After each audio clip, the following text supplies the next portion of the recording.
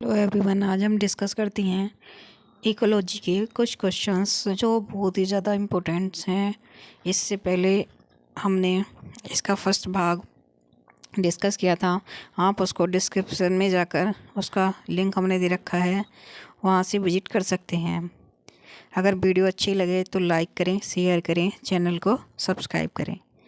Ecology शब्द का प्रयोग सर्वप्रथम किसने किया था? अर्नस्ट हेकल ने। ये हमारा उत्तराखंड एलडी में आया हुआ क्वेश्चन है। पारिस्थितिकी के जनक की संज्ञा प्रदान की गई है अर्नस्ट हेकल को। पारिस्थितिकी के अंतर्गत किसका पारस्परिक अध्ययन किया जाता है? वातावरण और जीव समुदाय। रंध्रों का खुलना और बंद होना किस बात पर निर्भर करता है? जो रंध्र होते हैं वो पत्ती की जो सतह होती है, पत्ती की सतह पर छोटे छोटे छिद्र पाए जाते हैं, उनको हम रंध्र बोलते हैं। रंध्रों के द्वारा बाष्पोत्सर्जन की क्रिया, गैसों का आदान प्रदान होता है। तो उनका खुलना और बंद होना किस बात पर निर्भर करता है? प्रकाश पर। विटामिन ए, डी तथा कैरोटीन के निर्माण में किसकी महत्वपूर्ण भूमिका होती है? आंसर है हमारा प्रकाश की। अल्पदीप्तिकाली पौधे होते हैं तंबाकू एवं सोयाबीन। छाया प्रिय पौधों को कहते हैं हेलियोफिलस। एंजाइम क्रियाशीलता का सर्वोत्तम ताप है 25 से 35 डिग्री सेल्सियस। किस तापमान पर एंजाइम का विकृतीकरण हो जाता है? 60 से 70 डिग्री सेल्सियस। अल्पाइन वृक्ष किस ऊंचाई पर मिलते हैं? यह मिलते हैं हमारे 3600 से 4000 मीटर। यह हमारा यूपीपीसीएस में आया हुआ क्वेश्चन है। स्थायी बर्फ लाइन की क्या ऊंचाई है? 4000 मीटर।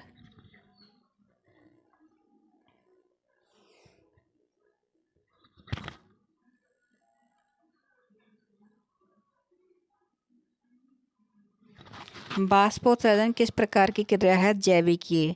अंकुरण के लिए बीजों को कम तापमान पर रखना कहलाता है बसंतीकरण। मरुद्भिद पौधों में प्राय पत्तियां किस में बदल जाती हैं? कांटे में। आर्द्रता को किस में मापा जाता है? सापेक्षिक आर्द्रता की प्रतिशत इकाई में।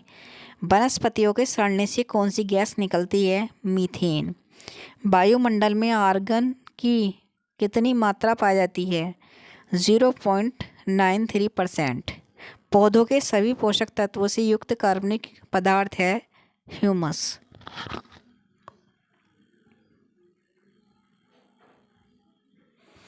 भारत में अवनालिका क्षरण से सर्वाधिक प्रभावित क्षेत्र है मालवा पठार क्षेत्र, चंबल घाटी क्षेत्र।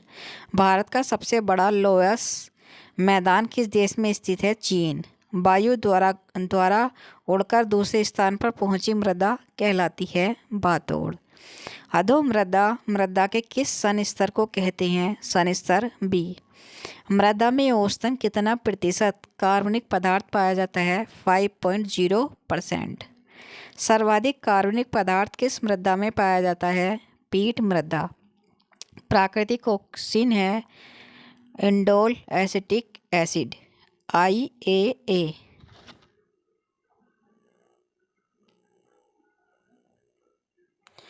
क्लोरोफिल के निर्माण के लिए अति आवश्यक तत्व है मैग्नीशियम। ये हमारा IAS UPPCS में आया हुआ क्वेश्चन है।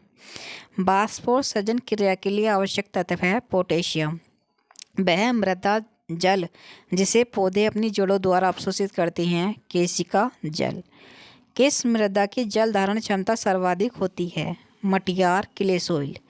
जलाक्रांत मृदा में किस प्रकार की वनस्पतियां मिलती हैं? मैंग्रोव।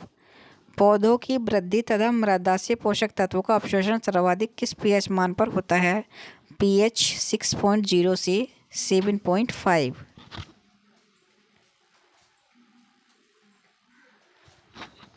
सर्वाधिक उर्वरकता को धारण करने वाला मृदा कण है मटियार क्ले। सर्वाधिक उर्वर मृदा एवं मिट्टी है दोमट मृदा एवं जलोढ़ मिट्टी। चूना प्रधान मृदा में उगने वाले पौधों को कहा जाता है कैल्सिकोल्स। सर्वप्रथम गहन पारिस्थितिकी शब्द का प्रयोग किसने किया था? अर्नी नेस ने। अगर इकोलॉजी का पूछे तो अर्नस्ट हेकल है। गहन डीप इकोलॉजी का पूछे तो अर्नी मैंगनीज है। 1973 में किया था इन्होंने।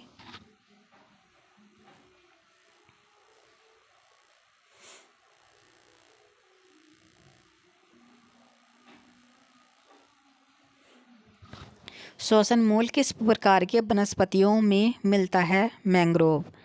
पूर्ण मूल स्तंभ परजीवी है, क्रमशः ओरोबैंकी तथा अमरबेल।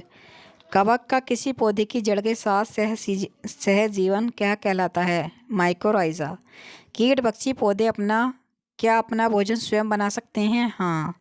जब दो भिन्न पौधों का संबंध खाद्य के लिए न होकर रहने के लिए होता है तो ऐसे संबंध को क्या कहते हैं? आदि पादप, एपीफाइट्स।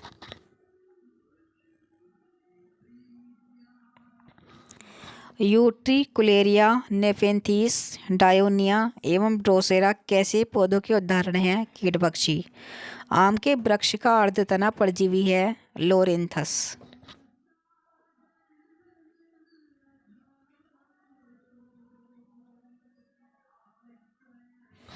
पारिस्थितिकी अध्ययन की आधारभूत इकाई है पारिस्थितिक तंत्र। पारिस्थितिक तंत्र का प्रमुख चालक बल किसे माना जाता है? सौर की विकिरण। आहार जाल की विविधता में वृद्धि का पारिस्थितिक तंत्र पर क्या प्रभाव पड़ता है? स्थिरता में वृद्धि होती है। सामान्य पारिस्थितिक तंत्र की स्थिरता किस क्रियाविधि द्वारा प्राप्त होती है तथा कायम रहती है? स्वसाम्यावस्थी क्रियाविधि, होमोस्टैटिक्स मैकेनिज्म।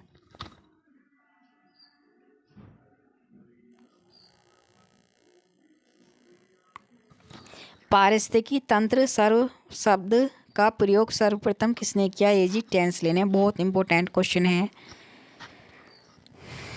श्वसन की क्रिया है अपचायक।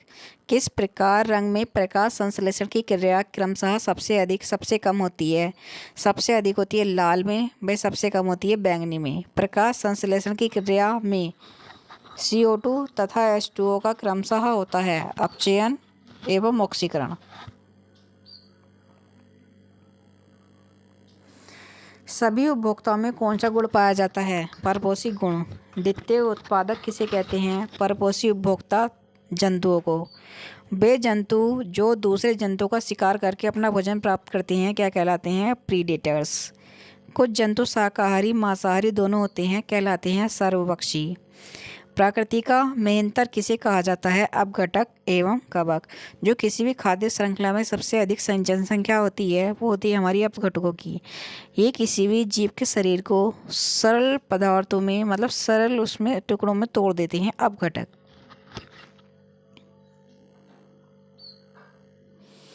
जीवीय एवं अजीवीय घटकों में संबंध स्थापित करते हैं अपघटक।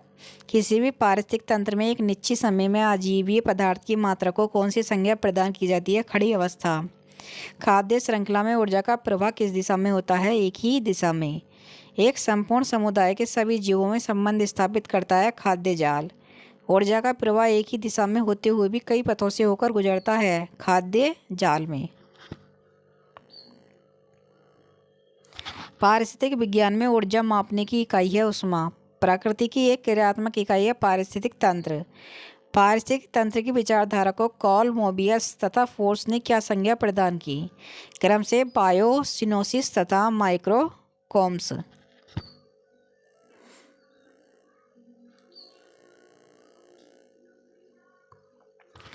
ATP किस क्रिया द्वारा ऊर्जा मुक्त करते हैं? जलीय अपघटन। प्रत्येक पोषण तल पर कितने प्रतिशत ऊर्जा जैविक क्रियाओं में उपभोग कर ली जाती है? 90%। एक संतुलित पारिस्थितिक